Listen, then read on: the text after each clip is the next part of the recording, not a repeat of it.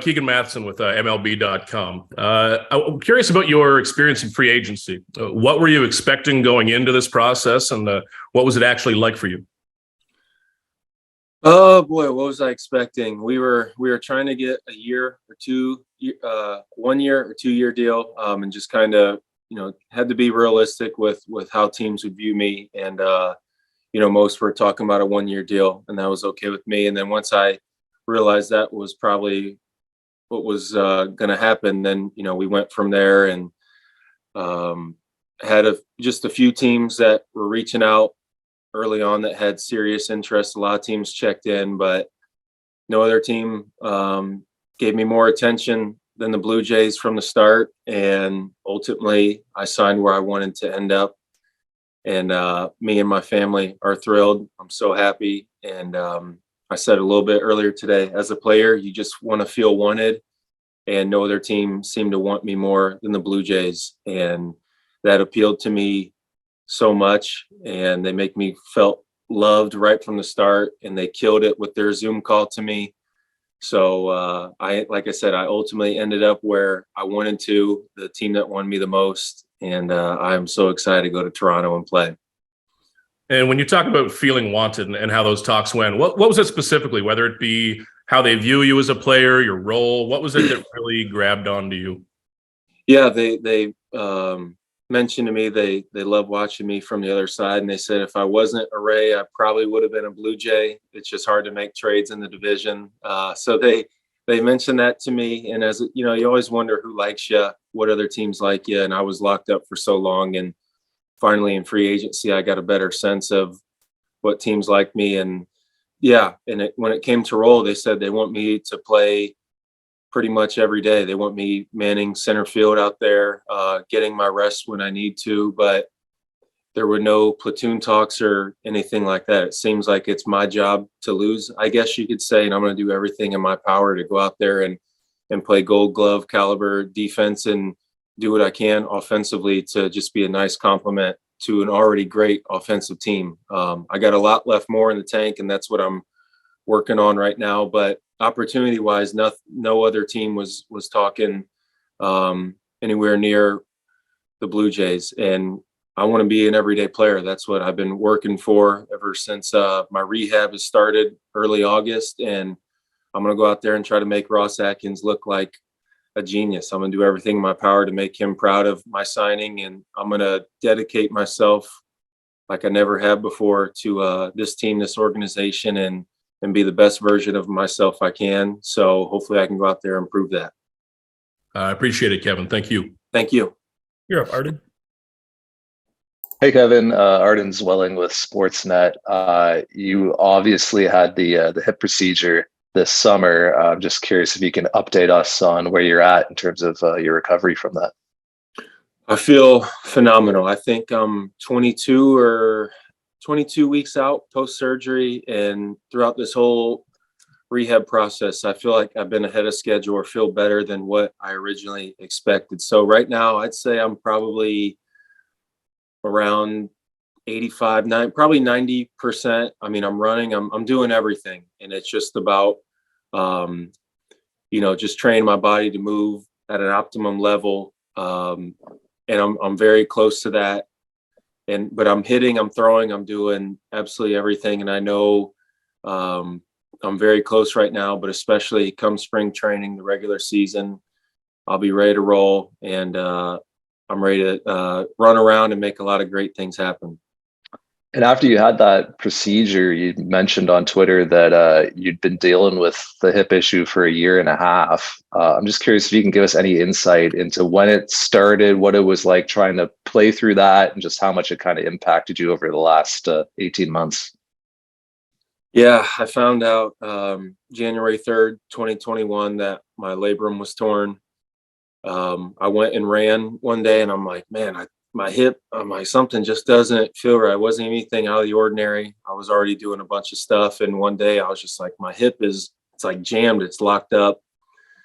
I got an MRI, and I was told I had a torn labrum. And I immediately went into panic mode, thought my season was over. And then, long story short, flew up to see a hip specialist who did my surgery. And he said, hey, I think we can do cortisone shots right now. And I think, we can use this as a Band-Aid, and I don't want to do surgery if we don't have to. So I played all of 2021 with a torn hip, and I did okay. Didn't feel quite like myself, but it was enough to get by. And but 2022 was a much different story. Once again, I thought I could get through it, maybe take a couple more cortisones here or there if I needed it, to try to go as long as I could. And one of the first days of spring training, we were just doing a base running drill, and I did a secondary lead, and I couldn't walk off the field, and got a cortisone shot immediately after that. And it took me about a week to get back to feeling good where I could move around again.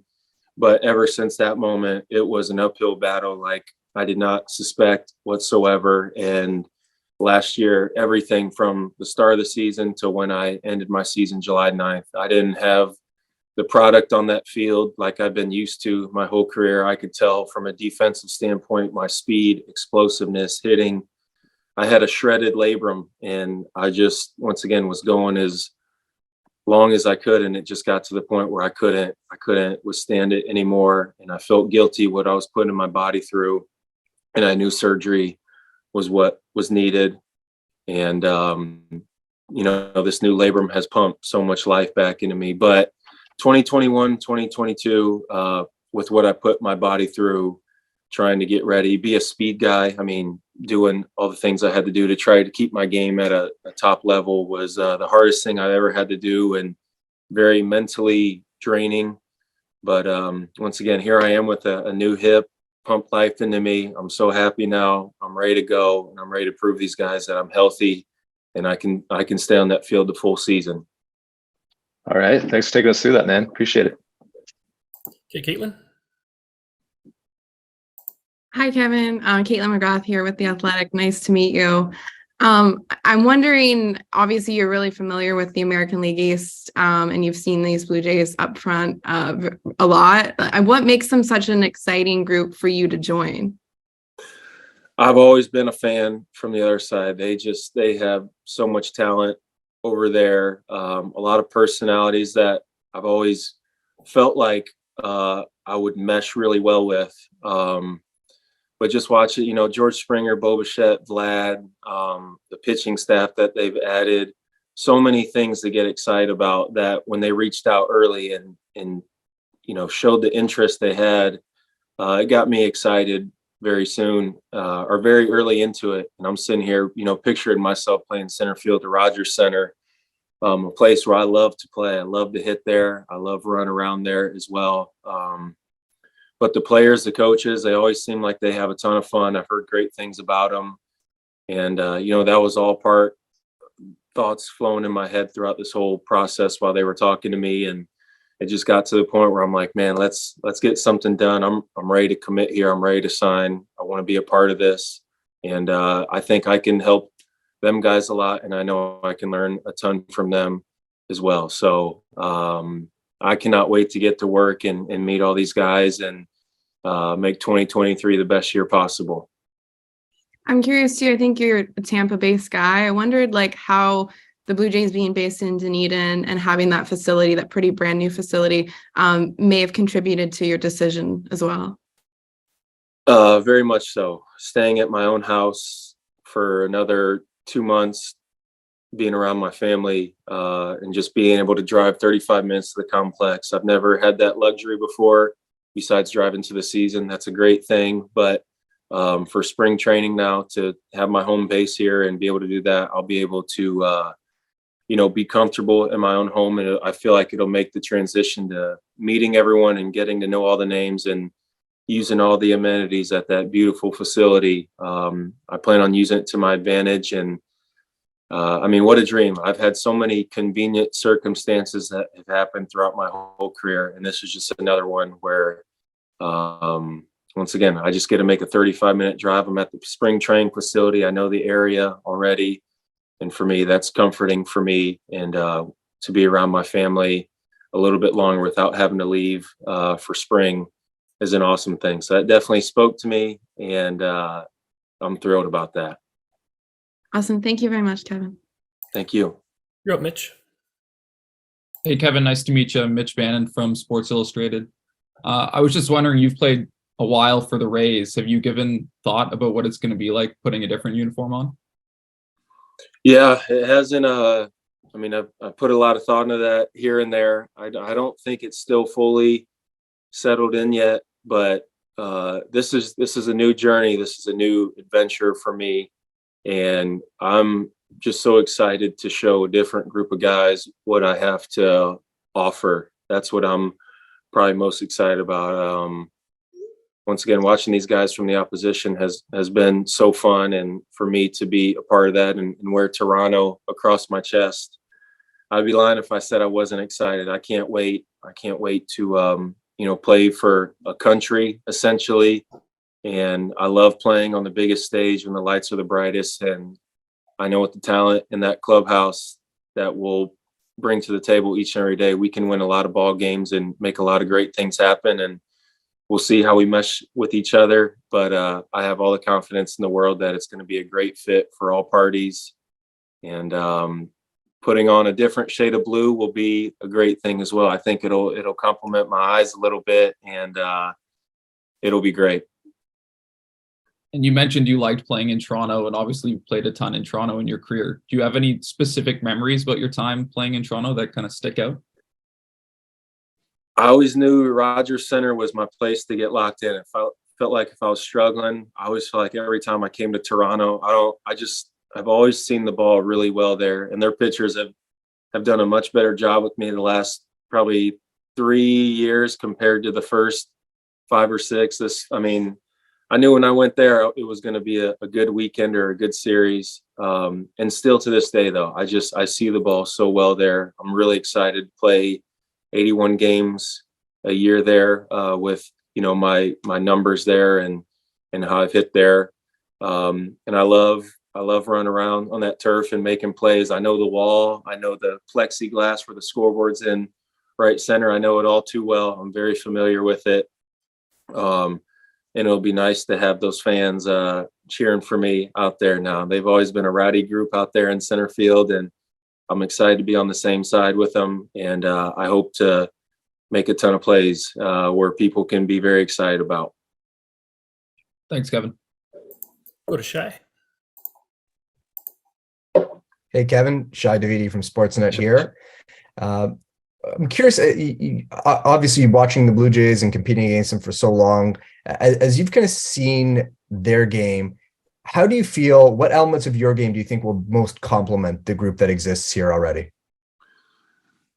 Well, I think, they signed me because they want me to first and foremost go play the best defense I can out there in center field. I know, I have the defensive resume I have, and even George Springer, like even when I was talking to these guys, I said, is George okay with going to right? He played such a great center field last year where, even if we can take the load off his legs and let him get back to a corner and me, him and Gurriel and whoever else we run out there, I think I can help the guys next to me a ton in very many facets, but also with from top to bottom, everyone in that lineup crushes the ball. So if they plug me in 7 through 9, go do my part down there, do what I can to help. It's going to be a great thing, but let all them, the big dogs drive me in, just try to get on base, do what I can.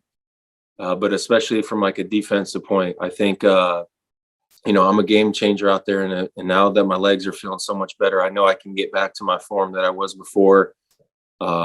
And I want them pitchers to know that they can, attack these guys, throw the ball over the plate. I'm going to do, if it doesn't leave the yard and if it's in the air long enough, I'm going to catch it. I'm going to limit runners to bases. Guys, don't go first to third on me a whole lot, and little things like that matter. And run prevention is my bread and butter.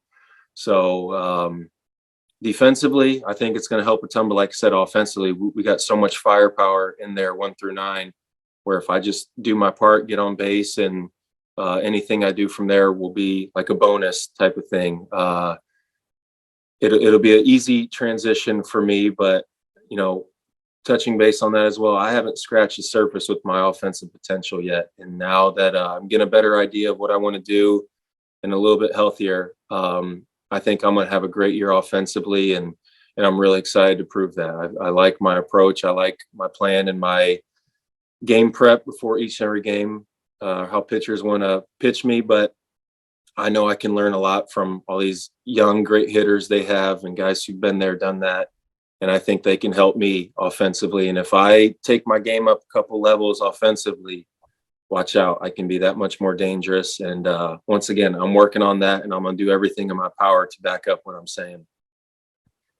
And over the years, there have been a lot of emotional games between the Blue Jays and the Rays, and it's been a pretty good rivalry. What's your perspective on switching sides in a rivalry and going from one side to the other?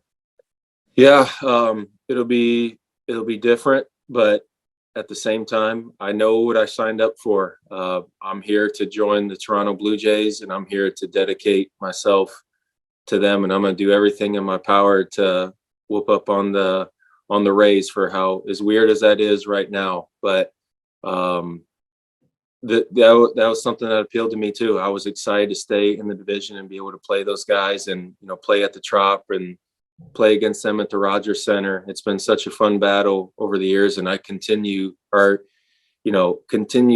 imagine that will continue, but now I'll just be on flip-flop dugouts, and it'll be interesting. I might have a better answer when that time gets closer, but right now I'm focused on being a Blue Jay and proving to these guys that I will play as hard as I can each and every day, and I will do anything and everything to continue to be the best teammate I can always be, and just be just do my part, know my role, and just try to mesh very well and vibe with these guys. But it'll be fun playing those guys on the other side now, and it'll be a blast. I haven't put much onto it, so that kind of took me off guard, but it's going to be great. All right. Thanks for your time, Kevin. Thank you. Your turn, Mike. Hi, Kevin. Mike Wilner from the Toronto Star. You've talked about how much you like to run around at Rogers Center, and obviously at the Trop too. And you've sort of kind of made your career by playing with that reckless abandon, just throwing your body around the field. Is there a way for you to dial it back a bit with now that you're recovering from the surgery, or is it just you're just going to keep running through walls and see what happens?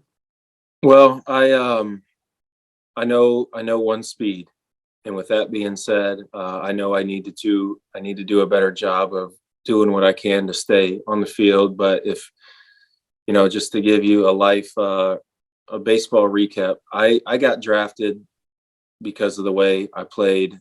I got called up to the big leagues the way I played throughout the minor leagues, and then I got a long-term contract because of the way I played and how I handled my business. And I take a lot of pride in that. And once again, I know I haven't stayed on the field as much as what I would have liked to.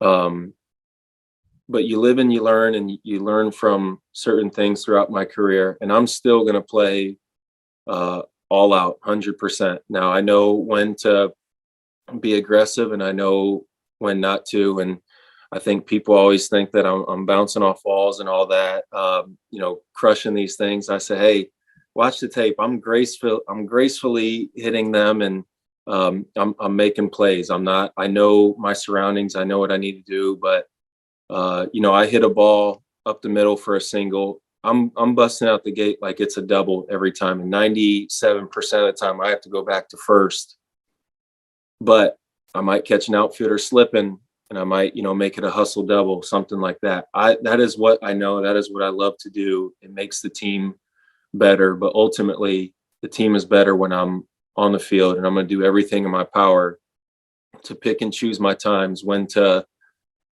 push the limit without thinking about, I'm not trying to get hurt out there. I'm not playing not to get hurt either. I'm playing at a speed where I know it can help the team. And, I had some fluky injuries. This hip, it is what it is. Had to deal with that. But the injuries where I did get hurt back in the day easily could have been avoided. They were not. I'll, always be accountable. I'll live with that forever. I've missed so much time throughout my career, and that'll bother me till the day I die. But I'm going to do everything in my power to get on the best workout recovery program this year. The Blue Jays trainers have already been great with me and say, hey, we're going to do everything we can to keep you on the field, whatever it takes. And I'm on the same page as them. So if we can sustain good health like I plan on doing now that I'm repaired and fully ready to go, I hope we can get through 162. I know I can. I've been prepping my body for it. I'm going to keep going at it. And if I can do that and stay on the field, we'll be in great shape. So that's the plan. Now, the Blue Jays, and you've played against him, have had a center fielder that played a similar way in Kevin Pillar. You talked about being drafted because of the way you play. Does it have something to do with being someone picked after the 30th round? Are you still like trying to show everybody? Oh yeah, I was the 941st pick of the 2010 draft, and I'll never forget that. I've always played with the chip on my shoulder, and life is about taking advantage of opportunities, and I did that to become an everyday big leaguer with the Rays for so many years. And this is a new opportunity with the Blue Jays, and I'm going to give them my all. And I think my story is so cool. I've never been a household name, a high draft pick, or anything like that, but I think when these fans and people watch day in and day out, whether I'm lighting up the box score or not, I do a lot of things that aren't in box scores that can help teams win. And I take a lot of pride in that. And trust me, I would love to go 3 for 4 with a double and a homer every day. And there's going to be days where I'm really good in that area, but just love me through the good and bad. And I promise no one will care as much as me. That is something I'm so motivated, and I love taking that field each and every day and chasing that dream. Sorry, someone's calling me. Chasing that dream with all these guys is what's going to be about, and they got me motivated. I want to try to keep up with them. They're a youthful team with so much energy. They're going to make me so much better in that area, and I just can't wait to show them what I have to offer. Thanks, Kevin. All right, we'll go to Mark. Hey, KK, Mark Chopkin, Tampa Bay Times. You hear Hello, me? Mark. Okay. Yes, Hey. I can hear you. Just along the lines of this, has this hit you yet? When you went over to Dunedin for your physical, was that kind of the first weird thing? And just to realize you were someone else's property now? Yep. Heading to the facility, seeing Toronto and a bunch of Blue Jays, rightfully so, was a little weird to me because I've known one thing my whole life, and getting to know different team doctors and trainers and, not knowing anyone really on that side is a transition. But I love meeting new people, and I love just doing different things, going down different avenues in life and figuring out, playing everything by ear, really. I love doing that. And that's kind of how I've lived my life in so many ways. But, it's starting to sink. Like, I'm a Blue Jay. I'm a Blue Jay. I'm proud to say that. I'm beyond thrilled. I've accepted that. And this will all be uncharted waters for me throughout this whole season, but I know I'll get acclimated very soon. And, players have already texted me and reached out, make me feel at home, and got me even more excited. So I feel loved already, appreciated, and that means the most. They're bringing the best out of me even before I, get to really be around everyone every day. So they have my full commitment, my dedication, everything. And I'm ready to get this going. Gotcha. And then just given the uncertainty in September and October when you thought you were going to not have the option picked up and you didn't know where you'd end up, to get the contract you did, to be with a contending team, to get the chance to play on a pretty much everyday basis. I mean, you'll get to still be at home for spring. You'll get to play against the Rays. I mean, did this work out about as good as you would have hoped? Or Yes, it worked out just the way I wanted it to. Once again, like the Zoom call that the Blue Jays had with me one of the first days as free agency, they wanted Marissa to be on there.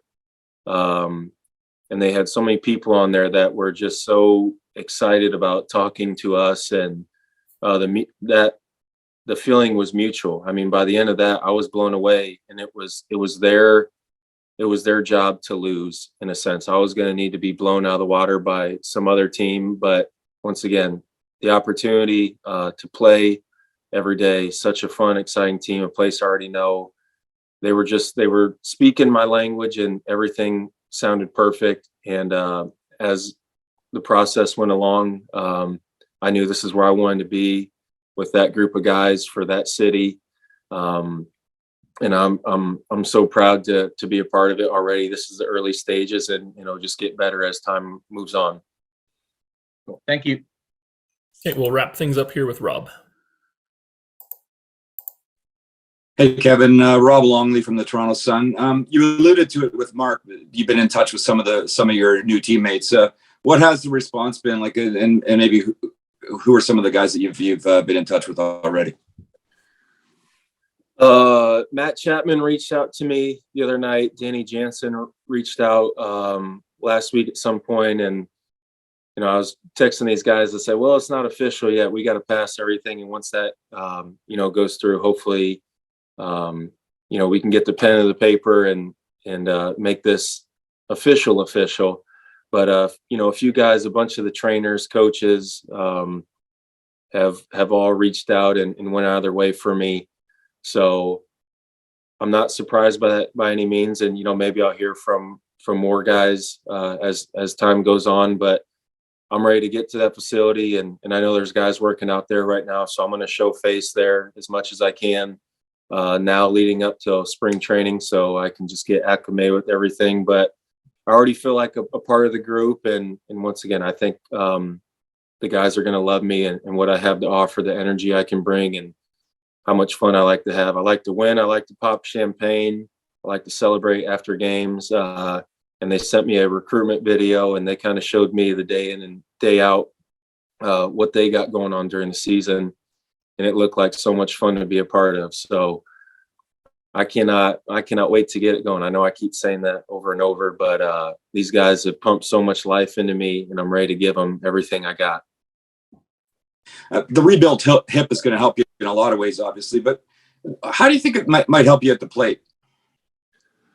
A ton. I was, hitting with no lower half, pretty much all upper body the last 2 years. And everything, like the power went down. I had, during batting practice was hard. I couldn't even hit home runs during batting practice. Just, I realized how much you need your legs to do your hips, especially. Hips are so important with hitting and just creating power and torque and so many different things. And now, even as I'm in the batting cages, I can tell a huge difference in swinging without pain and without stability. And there was the hardest thing I ever had to do. And I created so many bad habits, I feel like, with trying to maneuver around my hips. And now, where I can try to sink into my hip again for the first time in years and really make an emphasis of it will help so much. So I can talk about it all I want, but I'm putting in great work right now, getting a better idea of what I want to do moving forward. And I got a great thing going right now. And once again, the offensive side of my game has been the thing that has been the most inconsistent throughout my career. So if I can work on being, find something that feels really good for me and stick with it, that should help my consistency a lot better. And working with Vlad, Bo, George, some of these guys who have a great feel up there, I'm going to pick their brains and try to apply it to my game as much as I can. But for me, I want to get on base as much as possible, draw my walks, bunt a little bit more, do whatever I can to complement this lineup. And like I said, let all the big dogs drive me in. I'll score as many runs as I can, do my part. But these guys who are hitting in the same lineup as me is going to make my job a lot easier. Great. Thanks, Kevin. All right. Well, thanks so much for doing this today, Kevin. This was a great introduction, and we look forward to seeing you out on the field in the spring. All right. Thank you, everybody.